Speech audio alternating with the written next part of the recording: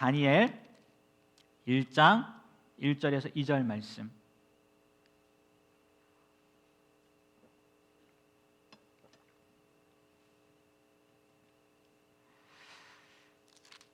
구약 성경 1231페이지, 32페이지 정도에 있는데요. 다 찾으셨나요? 네, 다니엘 1장 1절, 2절 우리 한 목소리로 같이 읽겠습니다. 유다 왕 여호야김이 다스린 지 3년이 되는 해에 바벨론 왕 느부갓네살이 예루살렘에 이르러 성을 에워쌌더니 주께서 유다 왕 여호야김과 하나님의 전 그릇 얼마를 그의 손에 넘기심에 그가 그것을 가지고 신할 땅 자기 신들의 신전에 가져다가 그 신들의 보물 창고에 두었더라. 아멘. 네. 오늘부터 4주 동안 11월 한 달 동안 다니엘 배우기입니다. 다니엘 배우기 4주 동안 이렇게 진행을 하려고 하는데요. 여러분, 이번 첫 번째 주제가 제목이 뭔지 아십니까? 네. 살아남는 것이 최선입니까? 네. 그럼 최선이라는 거예요? 최선 아니라는 거예요? 네, 최선은 아니라는 거죠. 물론 어느 경우에는 여기 이렇게 오다가 보니까 거기 이렇게 크게 써 있더라고요. 사라져서 고마워라는 그 플랜카드가 붙어 있긴 한데 어느 경우에는 정말 살아 있는 것만으로도 고맙죠. 그런데 오늘 우리 다니엘 배우기, 다니엘이 여러분이 알다시피 바벨론 포로였지 않습니까? 우리 지난 시간까지 임현무 목사님을 통해서 이스라엘 왕들에 대해서 유다 왕들에 대해서 배웠는데 이 다니엘 요시야 왕 끝나고 그 다음에 이제 요시야 왕이 죽은 다음에 여호아하스 왕이 되고 그리고 나서 여호야김 그리고 나서 이제 바벨론 1차 이제 포로 이제 그때 바벨론이 침공을 합니다. 그때 다니엘과 이제 에스겔이 잡혀가는 건데 이제 그때 이어지는 거예요. 그러니까 지난 시간이랑은 뭐 어떻게 좀 이어진다고 생각하시면 좋을 것 같기도 하고, 네, 그러니까 좀 진행된 과정이에요. 그러니까 이스라엘은 이미 멸망했고 아수르에 멸망을 했고 남유다만 있다가 이제 한 세 왕 정도 거치고 나서 이제 남유다도 586인가요? BC 586년에 이제 멸망을 하게 되는데 그 전에 바벨론 1차 포로로 다니엘과 에스겔이 이렇게 잡혀갑니다. 그래서 다니엘서가 그 당시에 기록되어지는 건데 다니엘 여러분 아마 잘 아시잖아요. 다니엘 너무나 잘 아시잖아요. 네, 다니엘이 잘 생각해 보세요. 다니엘이 바벨론에서 살아만 남았는지 아니죠? 네, 살아만 남지 않았어요. 거기에서 총리가 되잖아요. 왕 다음이 되잖아요. 그것도 세 왕이 거쳐갑니다. 세 왕. 어느 경우에 뭐 네 왕이라고도 얘기하기도 하는데 그런 거쳐가는 가운데에도 불구하고 살아남는 것으로 끝나는 게 아니라 거기서 계속 총리로 유지하고 있었다는 거죠. 바라기는요, 저도 여러분도 살아남는 것으로 끝나는 것이 아니라 그리스도인으로 그냥 살아남는 것으로 끝나는 것이 아니라 그게 최선이 아니라 영향력을 끼칠 수 있었으면 좋겠어요. 그래서 제목 전체적인 주제가 다니엘 배우기입니다. 다니엘 배우기. 다니엘서를 강해하는 게 아니라 이 다니엘서를 통해서 나타난 다니엘을 배우는 거예요. 여러분 다니엘 우리가 뭐 얘기하겠지만 다니엘 생각하면 보통 이런 생각들 많이 하세요. 무슨 얘기? 다니엘 하면은 어떤 것들이 많이 떠오르니까? 네, 사자굴. 맞아요. 사자굴. 그리고 또 새 친구들, 다니엘 새 친구에서 풀무불 막 이런 얘기들 막 떠오르고 그리고 그 예언 같은 거 해석하고 막 손으로 막 글씨를 썼어요. 근데 왕이 몰라요. 그리고 다니엘이 해석하고 그런 거 아니면 뭐 꿈을 해석하고 뭐 이런 것들 아마 기억할 거예요. 근데 우리가 다니엘서를 보는데 이거는 그냥 하나의 뭐 모험 스토리, 흥미진진한 이야기 이렇게만 생각하면 안 된다는 거예요. 다니엘서를 보는데. 그리고 또 하나는 예언적인 부분이 굉장히 큽니다. 다니엘서를 보면 그 나중에 있을 일들 이제 뭐 헬라 제국 뭐 이렇게 오고 막 그런 부분들 로마 뭐 이런 부분들에 대해서 예언적인 부분들이 있어요. 그래서 다니엘서는 예언서다 이렇게도 뭐 이렇게 생각을 하는데 이 두 가지만으로 생각하시면 안 된다는 거예요. 물론 모험도 있고 예언도 있어요. 근데 우리가 다니엘서를 볼 때 무엇을 봐야 되냐? 다니엘 배우기잖아요. 또 살아남는 것이 최선이 아니잖아요. 무엇을 배워야 되냐? 지독히 불경건한 문화 속에서 바벨론이라는 나라가 그랬잖아요. 지독히 불경건한 문화 한복판에서 어떤 삶의 본을 보였느냐. 다니엘이 그 상황 가운데에서 나중에 얘기하겠지만 바벨론이라는 그 험한 그 나라에 속해 있는 삶 가운데에서 다니엘이 도대체 어떤 삶의 본을 보였느냐, 이것도 우리가 생각을 해야 된다는 거죠. 그래서 다니엘 배우기예요. 우리가 다니엘이 어떤 삶을 살았는지 오늘을 통해서, 그리고 다음 이제 세 주 동안 구체적으로 배울 건데, 뭐 소망에 대해서 다니엘이 품은 소망, 그리고 겸손, 그리고 지혜에 대해서, 다니엘의 지혜에 대해서 이 세 가지 정도를 나눌 텐데요. 아무튼 이 다니엘서를 통해서 이것들을 우리가 알아야 된다는 거죠. 네, 다니엘서를 읽어보시면 알겠지만 전반적으로 보면요, 다니엘서, 물론 모든 성경이 다 마찬가지일 거예요.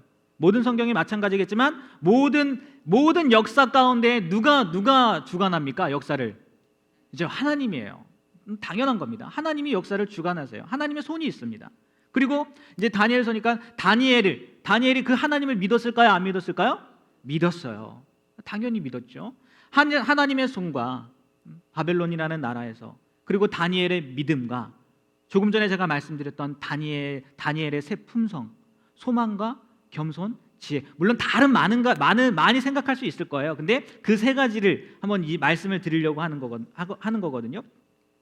그러니까 이것들에 대해서 우리가 좀 배워야 되겠다는 거예요. 좀 알아보자는 거예요. 어떻게, 다니엘은 분명히 하나님을 믿었고 하나님이 움직이신다는 걸 알았고, 그리고 그 세 품성이 있었는데 우리가 어떻게 하면 그 다니엘을 닮을 수 있을까? 그것들에 대해서 좀 나눠보려고 합니다. 여러분, 가장 중요한 거 우리 1절, 2절 읽었잖아요. 2절의 시작에 뭐라고 표현되어 있냐면, 뭐라고 표현되는지 나와 있습니까? 주께서. 다니엘의 시각 가운데에는요, 다니엘의 시각에서는 모든 것이 누구로 말미암은 거예요? 하나님으로부터 말미암은 거예요. 하나님으로부터. 하나님의 통치라는 그 안경을 끼고 다니엘은 바벨론 포로기를 맞이한 거예요. 바벨론 생활을 한 거예요. 하나님의 통치라는 렌즈, 하나님의 통치, 하나님이 하시는 것 가운데, 그러면 이 세상에 일어나는 일 가운데요, 우연이라는 게 있을까요? 하나님의 통치로 본다면 우연이라는 게 있을까요? 없어요. 여러분들이 이 자리에 나와서 앉아서 예배하는 것도 하나님의 통치의 시각 가운데 보면 우연이 아니라는 거예요. 네. 심지어 조는 것까지. 네. 하나님이 그걸 모르고 계실까요? 다 알고 계세요. 네. 그러고 보니까 우리 찬양대도 은혜스럽게 찬양해 주셨는데, 여러분들의 찬양을 통해서 또 나간 사람들이 돌아오는 거 아닌 그런 내용 아니었나요? 제가 듣기로는 그런 건데, 여러분의 찬양을 듣게 하라고 뭐 이렇게 얘기하는 거, 그런 내용 아니었나요? 그러고 보니까요, 한번 둘러보세요. 와야 되는데 안 오신 분들이 있죠. 네, 분명히 올 수 있는데 안 온 분들이 있어요. 제가 지난주 주일날 뿌리반 마지막 강의를 했는데, 거기서 간증을 하시는데 이런 간증을 하시더라고요. 예전에는 주일날 그 교회를 잘 안 갔대요. 뭔가 특별한 일이 있을까봐 할 것 같아서. 근데 막상 안 가니까 그 시간에 뭘 했게요? 아무것도 할 게 없더래요. 지금 집에 있는 분들이 아마 그럴 거예요. 집에 있는 분들이, 여러분 어차피 집에 있으면 아무것도 못 하는데 다음 주에는 꼭 같이 오시길 바랍니다. 네, 물론 이게 성급한 일반화에 오류라고 할 수도 있겠지만, 근데 많은 분들이 그렇게 얘기를 하더라고요. 집에 있으면 뭔가 특별한 일이 있을 것 같은데 아무것도 못 하겠다고 얘기를 하더라고요. 그러니까 여러분 좀 빗나갔지만 다음 주에는 더 많은 분들이 와서 다니엘을 좀 배웠으면 좋겠습니다. 네, 모든 통치 안에 있으니까 우연이 없다는 거예요. 우연이 없다는 거고, 그리고 하나님의 뜻이 무산되지 않는다는 거, 다니엘은 알았다는 거예요. 하나님이 계획한 것은 분명히 이루어진다는 거죠. 그리고 이 세상에서 일어나는 모든 일들은 하나님을 놀라게 하거나, 하나님을 놀라게 하는 거예요. 하나님이 깜짝 놀라는 거. 이런 일이 일어났어? 그럴 일이 있을까요? 없을까요? 하나님의 관점에서 본다면 없다는 거예요. 하나도 없다는 거예요. 다니엘은 그걸 생각했다는 거죠. 그걸 생각하고 그 믿음이 있으니까 그 믿음 가운데에서, 다음 시간에 얘기했지만 소망이 생겨난 거고, 또 겸손함으로 버틸 수 있었던 거고, 지혜를 가지고 바라볼 수 있었다는 거예요. 하나님의 통치라는 렌즈로 이 세상을 바라봤기 때문에 이게 가장 중요하다는 거죠. 여러분들의 삶의 통치, 이 세상 지금 누가 주관하고 있다고요? 하나님이 주관하고 있다는 거예요. 이건 늘 기억하고 있어야 된다는 거죠. 하나님을 놀래킬 만한 일이 없어요. 하나님은 다 아신다는 거죠. 그래서 우리가 어떻게 보면 이 땅을 살고 있는데, 이 땅이 바벨론이라는 거예요. 이 땅이 바벨론이라는 거예요. 그러면 우리도 다니엘처럼 이 땅 가운데서 좀 영향력을, 살아남는 것으로 끝나는 게 아니라, 그게 최선이 아니라 다니엘처럼 영향력을 한번 끼쳐보자는 거예요. 그러려면 누굴 배워야 되겠어요? 다니엘을 배워야 되는 거죠. 다니엘. 지금 바벨론이라고 했어요. 이 땅. 지금 아마 여러분들 다 그렇게 생각하실 거예요. 너무 악하다. 그죠? 이 세상 너무 악하다. 어떻게 이렇게 정말 세상이 악할 수가 있나? 그런 생각들 많이 가지실 거예요. 근데 재밌는 건 뭔지 압니까? 우리뿐만이 아니라 신앙의 위인들 보잖아요. 과거로 돌아가 보면 그 사람들, 그분들이, 목사님들이, 지도자들이 얘기하는 게 뭐냐면 그 당시의 시대도 악했다는 거예요. 그 당시의 시대도. 지금만 악한 게 아니라 과거에 있었을 때 그분들도 그 시대를 보면서 야, 어떻게 세상이 이렇게 악할 수가 있어. 말세야 막 이렇게 다 했다는 거예요. 그러니까 만약에 그분들이 지금 우리 얘기를 들으면 우리는 지금이 악하다는 얘기는 과거는 악했다는 얘기예요, 안 악했다는 얘기예요? 별로 좀 지금보다는 덜했다는 얘기잖아요. 그분들이 들으면 아마 웃을 거예요. 야, 우리 시대도 이렇게 악했는데, 어찌 됐건 악하다는 거죠. 바벨론과 같이. 바벨론이 얼마나 악했냐면요, 바벨론이 악의 화신이에요. 악의 화신. 여러분 계시록 한번 찾아보시겠습니까? 계시록 요한계시록 18장 2절 한번 보십시오. 요한계시록 18장 2절. 신약성경 맨 마지막에 있죠. 계시록은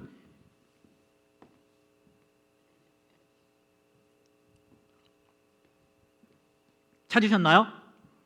네, 한번 18장 2절 한번 읽어 주시겠습니까? 시작.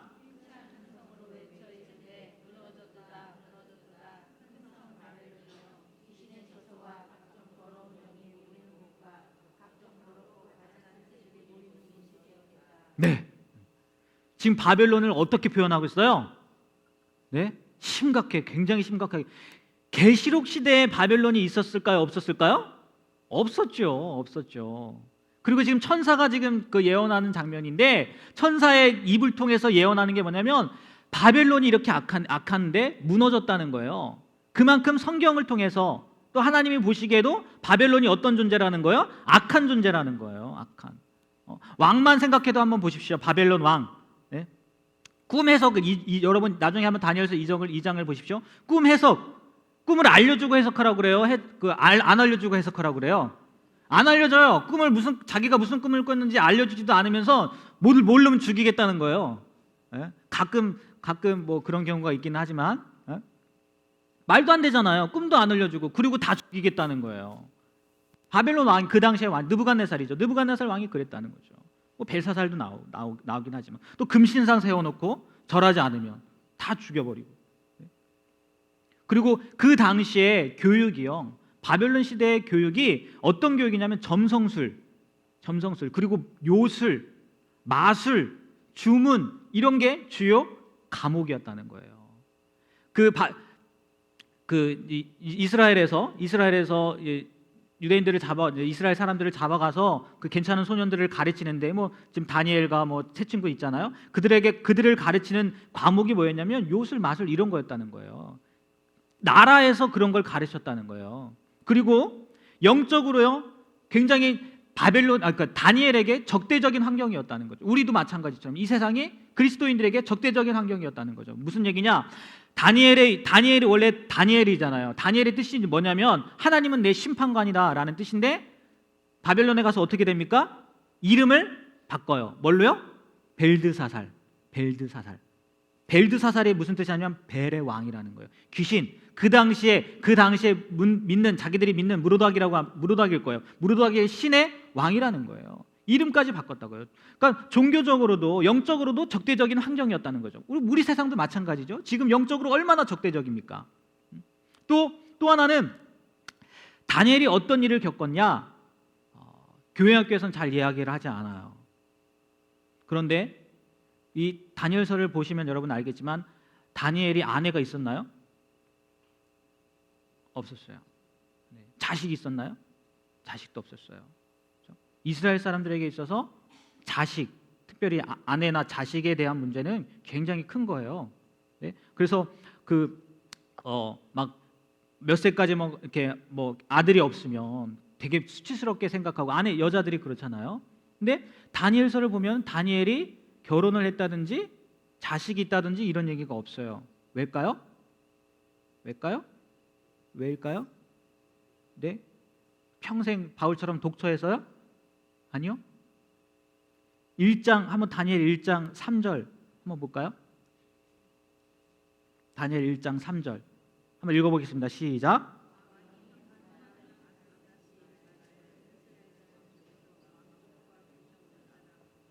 네, 누구에게 말했대요?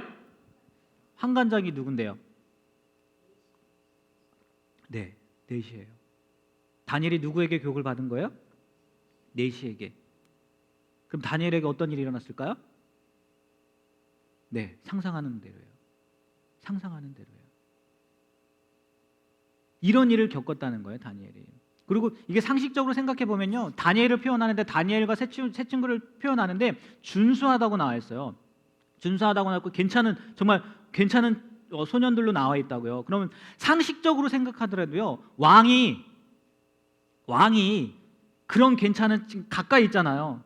근데 왕 주변에 또 누가 있어요? 여왕들이 있을 거 아니에요. 후궁들이 있을 거 아니에요. 그런 사람들을 두고 싶을까? 그러니까 상식적으로도 그럴 수도 있을 것 같아요. 우리나라도 마찬가지잖아요. 우리나라도 다니엘은 그런 일을 겪었다는 거예요. 우리가 이게 아니라고 나오진 않으니까 성경에 다니엘이 환관이었다 이런 얘기는 나오지 않으니까 정확하다 이렇게 표현할 수는 없겠지만 살펴보면 다니엘도 분명히 그런 일을 겪지 않았을까 그런 일들이 있다는 거죠. 그만큼 악한 세상 가운데 다니엘이 살았다는 거예요? 안 살았다는 거예요? 살았다는 거예요. 근데 사는 것으로 끝났다는 거예요? 아니요. 그 이상의 삶을 살았다는 거예요. 그러니까 지금 세상이 악해요? 배부른 소리라는 거죠. 배부른 소리 하고 있다는 거예요, 우리가. 지금 세상이 너무 악해서 바벨론에 비하면 세 발의 피라는 거예요. 세 발의 피. 그러면 이제 이런 질문을 하는 거죠. 아니, 그렇게 악한 존재가 있는데 왜 하나님은 그런 악한 존재를 내버려 두냐는 거예요. 악한 존재가 이스라엘 백성을 넘어오고 아예 포로를 만들고 왜 잡아가게 두었냐는 거예요. 어떤 사람이요? 식당에 가서 밥을 먹는데 애들이 막 싸우는 거예요. 큰 애랑 작은 애가 막 싸우는 거예요. 그래갖고 불러가지고 꿀밤을 주면서 여기서 왜 싸워? 식당에서 조용히 밥 먹어야지. 딱 이렇게 혼냈어요. 근데 거기까지 좋았는데 경찰이 왔어요. 경찰이 와서 그 사람을 잡아갔어요. 왜요? 왜 잡아갔을까요? 내 자식이 아니었거든. 내 자식이 아니었거든. 남의 자식을 혼내킨 거예요. 남의 자식을 때린 거야. 우리나라에서는 안 그럴 수도 있겠지만 무슨 말인지 무슨 말씀을 드리려고 하는지 이해가 되십니까? 하나님의 심판은 누구부터 된다고요? 자기 자녀부터 한다는 거예요. 자기 자녀부터. 그래서 바벨론을 통해서 이스라엘 백성을 심판했다는 거예요. 한번 찾아보시겠습니까? 히브리서 12장이에요. 히브리서 12장 5절에서 8절 말씀입니다. 히브리서 12장 5절에서 8절.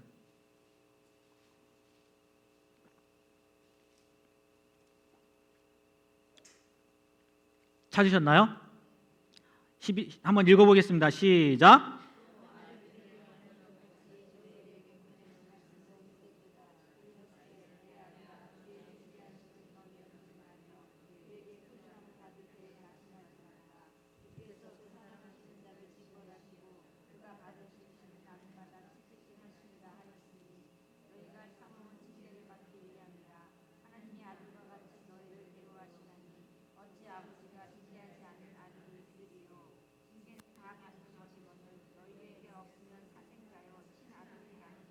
네. 왜요? 우리가 하나님의 자녀이기 때문에 그렇다는 거예요. 하나님의 자녀이기 때문에 그렇게 심한 악의 종결자 바벨론을 통해서라도 우리를 징계하길 원하셨다는 거죠. 돌이키라고. 하나님 자식이 아니었다면. 그래도 궁금한 건 그거죠. 왜 그 악한 사람들 왜 내버려 두느냐는 거예요. 근데 아시다시피 바벨론도 심판받습니다. 근데 그게 중요한 게 아니라 하나님의 심판은 자녀, 하나님의 자녀, 자녀부터 징계하길 원하신다는 거죠. 우리뿐만이 아니라요, 이런 문제에 대해서요, 그 바벨론 포로 시대에 하박국 선지자도 그랬어요. 하박국 선지자도 이게 이해가 안 된 거예요. 여러분 나중에 한번 하박국을 보십시오. 하박국도요, 하나님께 고통스럽게 묻는 거예요. 왜 바벨론을 들어서 악의 화신, 그렇게 악한 족속, 이방 족속을 틀어서 예루살렘을 치느냐는 거예요. 하박국도 받아들이는 게 뭐였냐면, 이스라엘 백성들 심판받아 마땅해요. 네? 이스라엘 백성들 지금 하는 짓 보니까요, 얘네들 혼나도 마땅해요. 근데 하박국의 질문은 뭐였냐? 왜 하필이면 바벨론을 통해서냐는 거예요. 우리보다 더 악한 왜 바벨론을 통해서냐는 거예요. 하나님은 그러니까 가만히 있으세요. 너 가만히 있으라고. 가만히 있으라고 그러고. 나중에 하나님께서 말씀하시고 하나님이 보여주시고, 그러니까 그제서야 하박국이 이해하게 되고 그랬다는 거죠. 하나님은요, 자신의 백성에게서 거룩한 슬픔과 온전한 회개를 이끌어내시려고 악한 자들을 징계의 도구로 사용한다는 거죠. 하나님 언제나 자기 자녀부터 징계하신다는 거예요. 이게 하나님의 방법이라는 거죠. 이게 바벨론을 들어서 예루살렘을 공격하게 하신 이유라는 거죠. 그런데 이제 우리는 이런 생각을 하는 거예요. 나는 그 공격의 대상은 아니겠지. 지금 나는 그 공격의 대상은 아니겠지. 이렇게 생각할 때가 많이 있다는 거죠. 이 공격의 대상은 다른 사람이야. 이 공격의 대상은 아마 다른 사람일 거야. 나는 아닐 거야. 라고 생각한다는 거예요. 이거를 선택적 도덕성이라고 불러요. 선택적 도덕성. 무슨 얘기냐? 어떤 새 신자가 왔대요. 새 신자가 왔는데 신앙생활도 굉장히 열심히 하고, 되게 열심히 하고, 별로 안 됐는데, 교회 생활하는 지 얼마 안 됐는데 열심히 하고, 헌금도 잘하고, 또 소그룹 모임에도 참석해서 최선을 다하는 거예요. 근데 이 사람이 무슨 얘기를 하냐면, 왜 우리 교회는 지금 이 나라가 뭐 동성애에 대한 부분들, 뭐 이런 부분들에 대해서 자꾸만 들고 이야기하는데 우리 교회는 왜 가만히 있습니까? 우리 교회도 뭔가 좀 뭔가 행동을 해야 되지 않겠습니까? 뭐 이런 일들을 우리도 해야 되지 않겠습니까? 좀 정의라는 것에 대해서 좀 선포해야 되는 것 아닙니까? 계속 그러더래요. 그래서 목사님이 알아봤대요. 도대체 어떤 사람인가? 그랬더니 그런 얘기들이 나오는 거예요. 신앙생활도, 교회 다닌 지 얼마 안 됐는데 신앙생활도 열심히 하고, 소그룹도 잘 참여하고, 그리고 헌금도 꽤 하고, 막 이런 얘기들 했대요. 근데 봤더니 2년 동안 동거를 하고 있었다는 거예요. 동거라는 게 뭡니까? 결혼하지 않고 같이 사는 거잖아요. 그래서 목사님이 그거에 대한 대답으로 거기에 대한 얘기들, 성경에 나와 있는 구절들, 그런 부분들을 써서 이렇게 보내줬대요. 무슨 의미일까요? 무슨 의도일까요? 무슨 의도일까요? 네, 나부터가 물론 완곡하게 했겠죠. 직설적으로 모르겠어요. 제가 그 목사님이 아니라서 어떻게 표현했는지 모르겠지만 보내줬대요. 어떤 일이 일어났을까요? 네, 교회 안 나왔다고. 이게 선택적 도덕성이라는 거예요. 나는 아니라는 거예요. 나는 아니라는 거지. 다른 사람이라는 거지. 이혼에 대한 부분, 뭐 성적 순결, 용서, 우리 뭐 이혼, 성적 순결 이런 거 빼놓는다고 해도 용서에 대한 부분, 나는 용서 못하면서 다른 사람 용서 못한다고, 그 사람은 안 된다고, 그 사람은 안 된다고 이렇게 얘기한다는 거예요. 또 원수에 대한 사랑, 어느 하나도요 비껴나가지 못하겠더라고요. 예수님이 뭐라고 말씀하셨어요? 원수를 사랑하라고 했어요. 여러분 원수 사랑할 수 있겠습니까? 저도 못합니다. 저도 미워요. 웬만하면 저 잠을 잘 자거든요. 웬만하면 잘 자는데 원수 같은 일이 생기면, 그런 일이 생기면 희한하더라고요. 잠이 안 오더라고요. 근데 그럴 때는 나는 적용 안 하는 거예요. 다른 사람만 적용하고. 비방하는 것도 마찬가지고, 또 제자도에 대한 부분도 마찬가지고. 그러니까 선택적으로 이렇게 맞춘다는 거예요. 나는 아니겠지. 아니라는 거예요. 모두 다 마찬가지라는 거죠. 모두 다. 우리가 그 세상 가운데 살고 있고, 또 그 세상 가운데에서 정말 살아나는 것으로 끝나는 것이 아니라 선한 영향을 끼치려면 내가 어떠한 존재라는 것을 정확히 알아야 된다는 거죠. 그리고 그 문제들이 다가올 때, 어려움들이 다가올 때, 시련과 고난들이 다가올 때 이것을 통해서 하나님이 무엇을 하고자 하는지 발견해야 된다는 거죠. 이스라엘처럼 죄 때문일 수 있잖아요. 내 안에 있는 죄 때문일 수도 있고, 어떻게 또 다른 면에서는 하나님이 우리를 성장시키려고, 우리를 훈련시키는 방법일 수 있어요. 그래서 고난 없이는 영혼의 근력을 키울 수 없다고 이야기를 하더라고요. 네. 고난과 시련이 없으면 우리가 굳건히 있을 수 없다는 거예요. 하나님은 우리를 무장시키기 위해서 고난과 시련을 사용한다는 거예요. 피하고 싶죠. 어느 누구가 고난받는 걸 좋아하겠습니까? 네? 어느 누구가 고통받는 걸 좋아하겠어요? 어느 누구가 시련당하는 걸 좋아하겠어요? 아무도 좋아하지 않아요. 근데 그게 하나님의 방법이라는 거예요. 시련과 고난을 통해서 하나님은 가지치기를 하시고요. 네? 그리고 진짜와 가짜를 구분하세요. 또 시련과 고난을 통해서 나의 약함을 보게 하시고, 반대로 나의 강점도 보게 하신다는 거예요. 그러니까요, 그리스도인에게 있어서 시련과 고난은 나쁜 거예요? 좋은 거예요? 좋은 거예요. 결코 나쁜 게 아니에요. 결코. 고난 없이는요, 성숙할 수 없다는 거예요. 고난 없이는요, 진짜와 가짜를 구분할 수 없다는 거예요. 하나님은요, 이 훈련을 통해서 우리가 진짜가 되길 원하신다는 거예요. 내가 가짜라면 얼른 진짜로 바꿔야죠. 바뀌어야죠. 안 바뀌고 그냥 있으면 안 돼요. 여러분, 가짜의 결말은요, 그럴듯해 보이지만, 우리가 볼 땐 그럴듯해 보이지만 가짜의 결말은 비참하거든요. 생각해 보세요.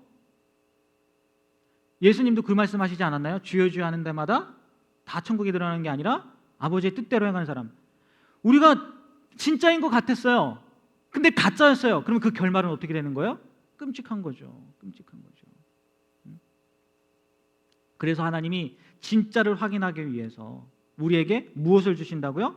고난과 시련을 주신다는 거예요. 그걸 통해서 우리가 진짜임을 알게 된다는 거죠.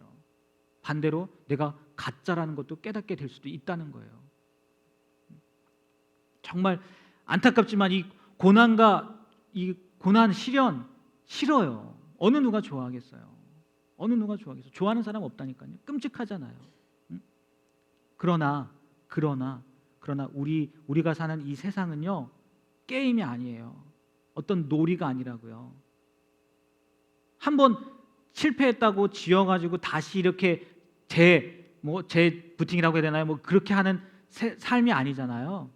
전쟁 놀이가 아니라고요. 진짜 삶이라고요. 지금 여러분이 살고 있는 게 진짜 삶이잖아요. 한 번이잖아요. 우리가 늘 그걸 생각해야 돼요.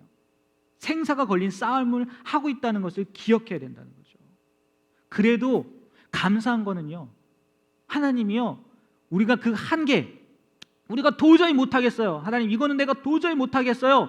그 한계 너머까지는 우리를 몰고 가지 않는다는 거예요. 여러분 아마 잘 아실 거예요. 고린도전서 10장 13절 한번 찾아볼까요? 고린도전서 10장 13절.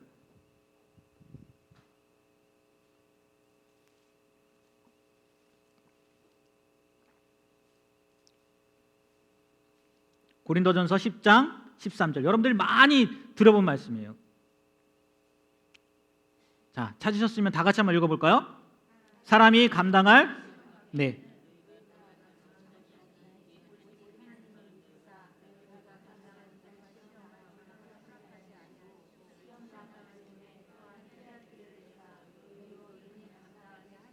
네, 여러분들 많이 들었던 말씀이죠? 네, 감사한 거는 우리가 한계 너머까지 몰리진 않는다는 거예요. 하나님 우리가 감당할 만한 시험만 주신다는 거예요.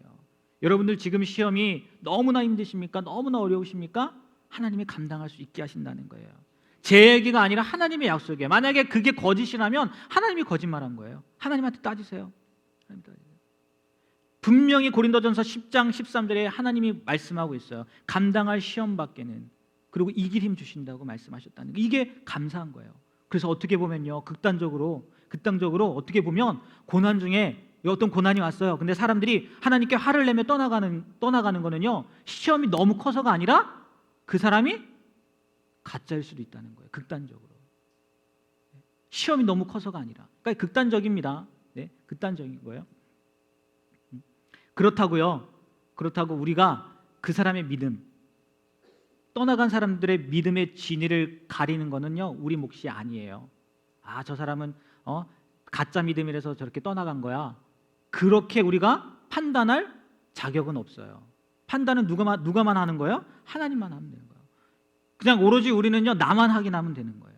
내가 진짜 믿음 안에 있는지, 가짜 믿음 안에 있는지 확인해야 된다는 거죠. 이렇게 얘기하면 또 다른 얘기를 할 수 있어요. 뭐냐면 진짜 믿음을 가진 사람도요, 넘어질 수 있어요. 네. 아유, 넘어지면 안 돼요. 물론 진짜 믿음을 가진 사람도 넘어질 수 있어요. 성경에 보면 나와 있어요. 그죠? 아브라함, 믿음의 조상이에요. 아브라함도 뭘 했습니까? 거짓말을 2번이나 했어요. 자기 아내를 누이라고 속였잖아요. 진짜 믿음을 가진 사람도 넘어질 수 있어요. 아브라함만 그랬나요? 모세도 그랬어요. 모세도 하나님 말씀에 불순종하게 되잖아요. 모세만 그랬나요? 또 누가 그랬죠? 다윗. 그렇죠. 다윗도 바세바를 험하게 되고 살인까지 하게 되고. 진짜 믿음을 가진 사람도 넘어진다는 거예요. 베드로 보십시오. 우리가 알다시피 수제자예요. 난 예수님 떠나지 않겠습니다. 웬걸요? 예수님 잡혀가니까 3번이나 부인했다고요. 근데 진짜와 가짜의 차이가 뭐냐? 그 후라는 거예요. 넘어진 후, 무너진 후, 그 차이라는 거예요. 가룟 유다도 넘어졌지만 어떻게 했어요? 목매달아 죽었어요. 베드로는 넘어졌지만 어떻게 했어요? 회개했다고요. 어떻게든지 진짜 믿음을 가진 사람은요, 넘어졌다 어떻게든지 일어나려고 한다는 거예요. 어떤 고난이 와도 일어나려고 한다는 거예요. 다윗 보십시오. 네? 이게 진짜 믿음과 가짜 믿음의 차이라는 거예요. 넘어지는 거는 진짜 믿음도 넘어질 수 있지만, 네? 진짜 믿음은 넘어지는 거로 끝나지 않는다는 거죠.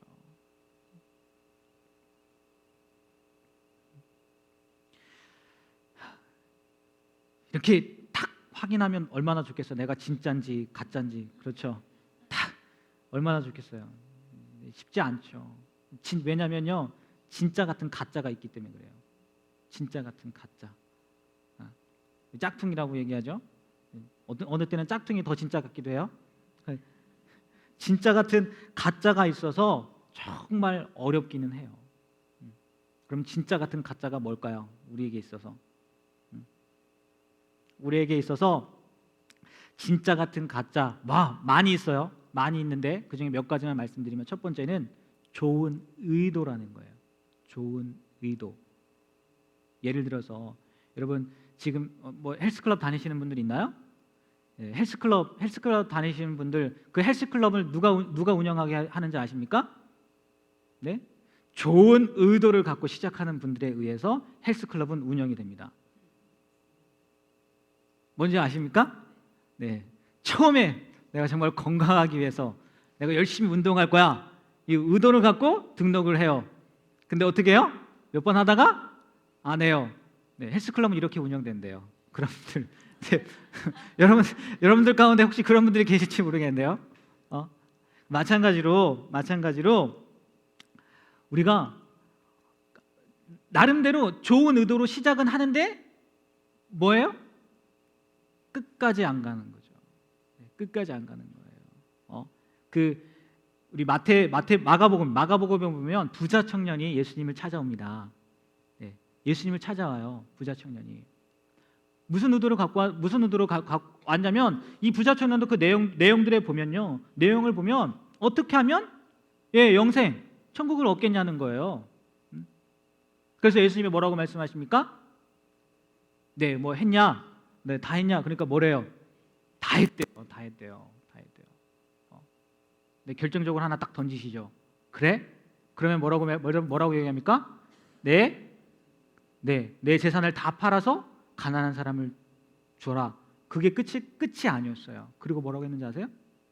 그리고 나서 나를 따라라 그랬어요. 이 청년이요, 좋은 의도로 시작했을지 모르겠지만 네? 예수님이 다 말씀해 주셨어요. 그리고 얘를 뭐 비난하지 않았어요.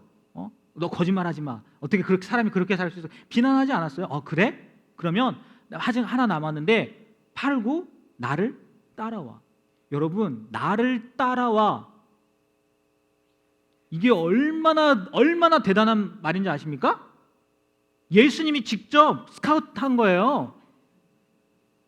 아니 진짜는 나를 따라 예수님이 직접 스카우트한 거라니까요. 너 나 따라와. 근데 이 사람이 따라갔습니까? 근심하고 갔대요. 돈이 많은 거로. 돈이 많은 거. 그러니까 좋은 의도로 시작했을지 몰라도요. 그게 끝까지 안 간다는 거예요.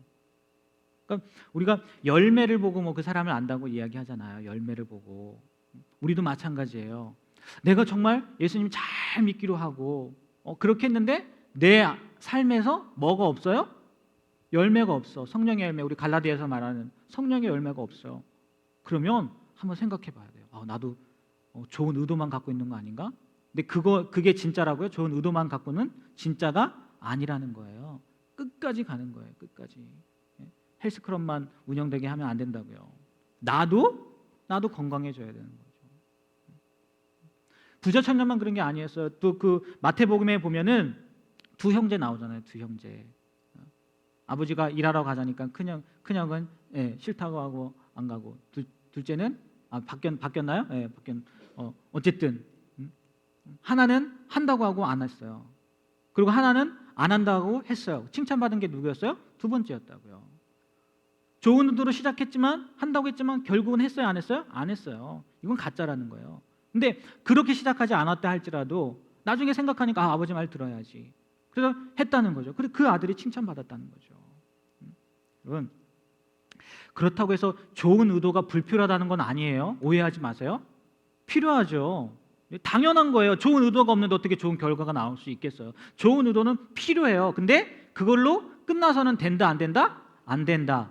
네, 의도로 끝나면 그거는 진짜다, 가짜다? 가짜다. 네, 진짜 같은 가짜가 될 수 있다는 거예요. 그리고 두 번째는 뭐냐? 우리가 쉽게 빠질 수 있는 것 같아요. 높은 도덕성. 네, 높은 도덕성. 이게 진짜 같은 가짜라는 거예요. 성경적인 도덕성이 있다고 해서요, 반드시 예수님과 진정한 관계를 맺고 있다고는 우리가 결론할 수 없어요. 결론 지을 수 없어요. 왜냐? 그 도덕성이라는 게요, 좋은 가정 환경을 통해서도 나올 수 있거든요. 정말 좋은 부모님 밑에서 좋은 것들만 배우는 거예요. 소중한 것들만 배우는 거예요. 그리고 종교 교육을 통해서도 좋은 도덕성이 나올 수 있어요. 또 남에게 잘 보이고 싶은 욕구 때문에, 네, 남에게 잘 보이고 싶은 욕구 때문에. 저도 그 가운데 한 명이었던 것 같아요. 네, 장로 아들로서 또 칭찬받고 싶은 거. 제가 옛날에 간증하지 않았나요? 제가 혼자, 부모님 집이 멀어서, 교회와 집이 멀어서 저는 가까운 교회를 다니고, 부모님은 뭐 원래 이제 저도 이제 나중에 옮기긴 했지만 교회를 다녔는데, 제가 간증했는데 얘기 안 했나? 그 설날이었던 것 같아요. 설날쯤에 이제 예배 끝나고 식사를 하잖아요. 식사하러 갔는데 다들 이렇게 밥을 타러 이렇게 줄을 섰는데, 앞에 있는 이제 그 교회 다니는 부모님과 같이 다니는 어떤 후배는 권사님 밥 좀 주세요 했는데, 걔는 밥을 주고, 저는 아줌마 밥 좀 주세요 했는데 밥을 안 줘가지고 제가 그것 때문에 상처를 받아가지고, 내가 이 교회에서 어떻게든지 인정을 받겠다. 얘기 안 했나요? 아니 그래요? 그래요? 내가 이 교회에서 어떻게든지 인정을 받겠다. 그때가 중학교 3학년 때인가 중학교 때쯤이었던 것 같아요. 굉장히 큰 상처였어요. 네, 아줌마이지. 그럼 나한테는 아줌마지. 내가 어떻게 알아요? 내가 그래서 인정을 받겠다 해서 그때 교회 화장실 청소를 제가 그때 참 똑똑했던 것 같아요. 참 똑똑해가서. 근데 1년을 넘게 했어요. 1년을 넘게. 근데 나중에 그 1년을 넘게 하니까 아시더라고요. 목사님도 알고, 가끔 새벽 예배도 나갔습니다. 청소년 때 새벽 예배 혼자 나갔어요. 혼자. 또 새벽 예배 하니까 또 갑자기 생각나는데, 어딜 봐서 제가 이상하게 생기지 않았잖아요. 새벽 예배 갔다 오는데 그 여자가 앞에 가고 있었거든요. 근데 나는 내 길 가는데 여자가 딱 보더니 막 도망가더라고요. 근데 어딜 봐도 그렇지. 그때는 머리가 짧았어요. 맞아. 그때는 머리가 짧았네요. 그 두발 그 저기가 있어서 굉장히 머리가 짧고 이렇게 안경도 지금처럼 이렇게 이쁜 안경이 아니라 아마 투박한 안경을 썼던 것 같아요. 그래서 그런 것 같아요. 그래서 자꾸만 생각나네. 그래서 그런지 몰라도 그 교회에서 이렇게 크리스마스 되면은 그 성극 같은 거 하잖아요. 저를 그 일본 놈 순살시키더라고요. 그래도 열심히 했어요. 왜요? 인정받으려고. 그래서 결국은 인정받더라고요. 그걸로 인해서요. 남에게 잘 보이고 싶은 욕구로 인해서 높은 도덕성을 갖출 수가 있다니까요. 그리고 두려움 때문에, 아니면 남을 속이려는 마음 때문에. 높은 도덕성이 진짜 믿음은 아니라는 거예요. 이런 일들은요 너무 비일비재한 것 같아요. 저도 그렇지만 많은 모르겠어요. 여러분들의 자녀들 가운데 그런 자녀들이 있는지 없는지 모르겠지만 어렸을 때는 정말 착한 자녀예요. 굉장히 귀하게 머리 이렇게 컸는데 청년 때 되니까 얘가 확 바뀌어요. 네. 어렸을 때 얘 신앙이 너무 좋았어요. 얘 신앙생활 너무 잘해요. 근데 청년 되니까 확 바뀌어 버리는 거예요. 좋았던 거예요, 안 좋았던 거예요? 안 좋았던 걸 수 있는 확률이 높다는 거죠. 잘 보이고 싶은 욕망 때문에. 물론 세상이 너무 좋아서 약간 빗나가는 경우도 있겠지만, 아무튼 높은 도덕성이 결코 진짜 믿음은 아니라는 거예요. 좋은 의도, 높은 도덕성, 그리고 빠른 출발. 처음부터 잘하는 거 있잖아요. 빠른 출발. 이게 결코 진짜 믿음은 아니라는 거죠. 시작이 좋다고 해서 끝이 좋은 경우는 그렇게 많지 않을 수도 있다는 거죠. 무엇이 중요하냐? 예수님과 진짜 그 사람이 관계 맺고 있느냐, 예수님과 함께 같이 가고 있느냐, 그 관계가 중요한 거지. 좋은 의도로 시작했느냐, 아니면 높은 도덕성을 갖췄느냐, 아니면 이 사람이 빨리 출발했느냐, 뭐 또 하나 추가한다면 교회 생활 잘하느냐, 이게 진짜 믿음은 아니라는 거예요. 그러면 결론으로 우리가 이런 거 갖추면 안 되잖아요. 가짜 믿음 갖고 살면 안 되잖아요. 진짜 믿음 가져야 되잖아요. 그리고 고난과 역경이 와도 이겨내야 되잖아요.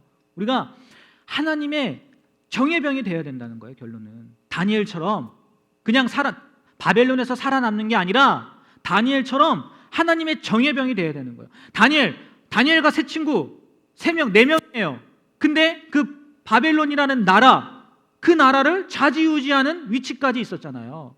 우리가 그런 사람이 돼야 된다는 거죠. 그런 위치에 있어야 된다는 거죠. 그런 삶을, 그렇죠, 뭐 우리가 총리까지 될 수 있겠어요? 그러지 못하겠지만 우리가 있는 현장에서 하나님의 강한 군대가 되어야 된다는 거죠. 훈련소 하면 군대 가는 사람들 신병훈련소를 생각해 보세요. 군인으로 만들기 위해서 훈련을 시키잖아요. 근데 그들의 목적이, 잘 생각해 보세요. 훈련을 하는 목적이 니들 안 되겠어, 떨어뜨리는 목적입니까? 아니잖아요. 군사로 만들게 한 거잖아요. 군사로 만들기 위해서 신병훈련소에 입소하는 거예요. 들어가는 거예요. 그 사람들을 떨어뜨리기 위해서 훈련소에 입소시키는 게 아니라고요. 바꿔 말하면 무슨 얘기예요? 하나님이 우리에게 시험을 주는 거, 환난을 주는 거, 고난을 주는 거, 역경을 주는 거 떨어뜨리기 위해서 주신다는 거예요?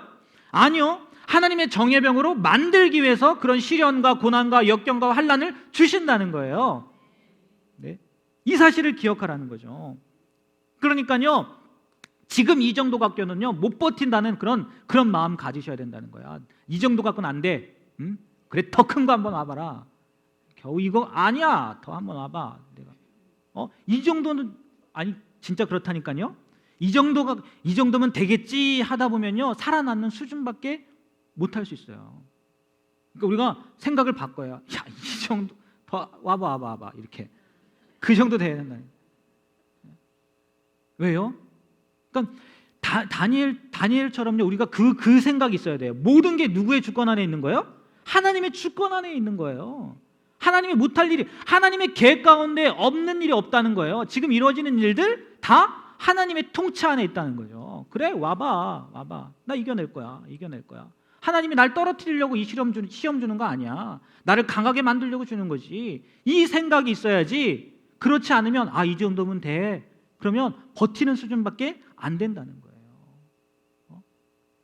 신앙 때문에, 여러분 지금 믿음 때문에 고난, 뭐 괴롭힘이나 아니면 거부당하거나 이런 게 없다. 한번 돌이켜 봐야 돼요. 야고보서에 나오나요? 무릇 경건하게 살고자 하는 자는 뭐가 온다고요? 핍박이 온다고 했어요. 근데 지금 내 삶에 아무것도 일어나지 않는다. 아무런 문제가 없다. 그거는 어쩌면요 안 좋은 걸 수도 있어요. 안 좋은 걸 수도 있어요. 준비를 해야 되는데. 그러니까 안 좋다고 하기는 그렇고, 준비되지 않은 사람들, 계속 평탄만 하다. 우리의 삶이 계속 평탄만 해요. 굴곡이 하나도 없어요. 그러면 안 좋다기보다는 준비되지 않은 사람이라고 표현하면 더 나을 것 같아요. 준비되지 않은 사람. 이제 준비할 때가 오겠죠. 이렇게 얘기하면 이건 계속 고난만 당해야 되나 이런 생각도 들긴 하는데, 근데 어쨌든 하나님이 우리를 훈련시키는 방법이라는 거예요. 우리를 세워주시는 방법이라는 거예요. 혹시 나는 준비되지 않은 사람인가 한번 보시고 좀 각오를 하셨으면 좋겠어요. 각오를 하시고, 또 그러면 이제 무슨 준비를 해야 되냐는 거죠. 고난과 시험이 왔을 때 우리가 어떻게 해야 되느냐는 거예요. 어떻게 해야 되는 거예요? 첫 번째는요, 순종. 순종해야 되는 거예요. 순종 훈련이 있어야 된다는 거죠. 순종 훈련. 순종이라는 게요 결코 만만하지 않고요 자연스럽지 않습니다. 하나님이 순종하라고 할 때는요 힘든 것만 하라고 그래요. 내 의지를 꺾는 것만 하라고 그래요. 희한하죠? 내가 원하는 거 하라고 하면 얼마나 좋아? 그죠? 내가 하기 싫은 것만 하라고 그래요. 희한해요. 근데 그게 하나님의 순종 훈련이라는 거예요. 불합리해 보여도, 머리로 이해되지 않아도 순종하라는 거죠. 성경을 보면요, 근데 다 그랬어요. 다 그랬더라고요. 심지어 예수님조차도. 그러니까 여러분이 순종 훈련 통과해야 되는 거고요. 그리고 두 번째는 전체를 보는 시각을 가져야 되는 거예요. 전체를 보는 시각. 이거는 그 하나님의 주권이라는 그 관념하에 있으면 그게 가능한 것 같아요. 그래도 고난이 와도 이게 고난으로 끝나는 게 아니라 나에게 결국 승리가 온다. 나에게 결국 하나님께서 승리를 주신다. 이 전체를 보는 시각이 우리에게 있어야 된다는 거죠. 어느 경우에든지 순종해야 되고, 또 전체를 보는 시각이 있어야 되고, 중요한 겁니다. 마지막으로 인내가 있어야 됩니다. 인내. 뭐요? 인내.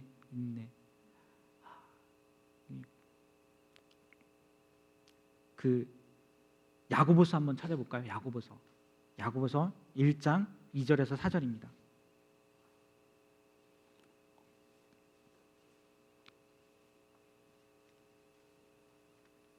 야고보서 1장 2절에서 4절.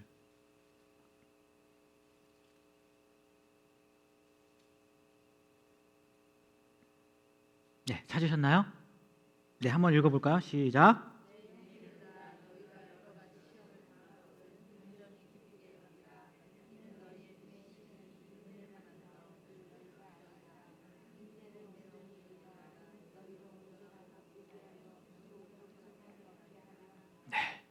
야고보 기자가요, 야고보서를 쓴 분이요 인내를 이루래요. 인내를 하래요. 왜요? 우리를 온전하고 흠이 없게, 우리를 구비하기 위해서. 야고보서 기자도요 힘들어도 포기하지 말라고 이야기하고 있는 거예요. 힘들어도 포기하지 말라고. 여러분, 이 훈련에 통과하시길 바랍니다. 순종 훈련, 전체를 볼 수 있는 눈, 그리고 인내의 훈련, 이거를요 통과하시길 바라요. 그러면 진짜 믿음을 가질 수 있게 된다는 거고, 더 나아가서 이것을 통해서 다니엘처럼 그냥 살아남는 것으로 끝이 아니라 영향력을 끼칠 수 있다는 거예요. 영향력을. 그리스도인으로 그냥 살아남는 것으로 우리 이 세상을 살아가는 게 아니라요, 그리스도인으로서요 빛을 발하고 소금처럼 맛을 내는 그런 역할을 감당하게 되길 주님의 이름으로 부탁드립니다. 훈련은요 즐겁지 않고 때로는 지독히 고통스러울 수도 있어요. 그런데 전쟁 준비를 하려면 뭐밖에 없어요? 훈련밖에 다른 방법이 없어요. 그러니까요 끝까지 버티십시오. 끝까지 버티시고요 당장은 아무리 힘들어도요, 하나님은 결코 여러분을 잊지 않으셨어요. 하나님은 전체 계획, 처음에도 말씀드렸어요. 전체 계획을 세우셨고요. 한치도 그 오차 없이, 한치의 오차도 없이 계획대로 추진하신다는 거예요. 지금 하나님은요, 어쩌면 여러분들에게 지금 당장은 아니지만 바벨론과 같은 환경을 여러분을 위해서 준비해 놓으실 수 있어요. 그 바벨론이 여러분에게 다가올 수 있다고요.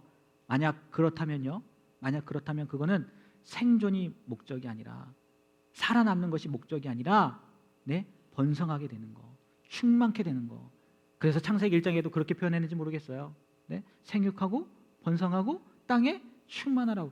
왜 그럴 이유인지는 모르겠지만 여러분들이 그런 상황 가운데에서도요, 살아남는 것으로 끝나는 것이 아니라, 생존하는 것으로 끝나는 것이 아니라 번성하고 충만하게 되는 그런 은혜가 있길 주님의 이름으로 부탁드립니다.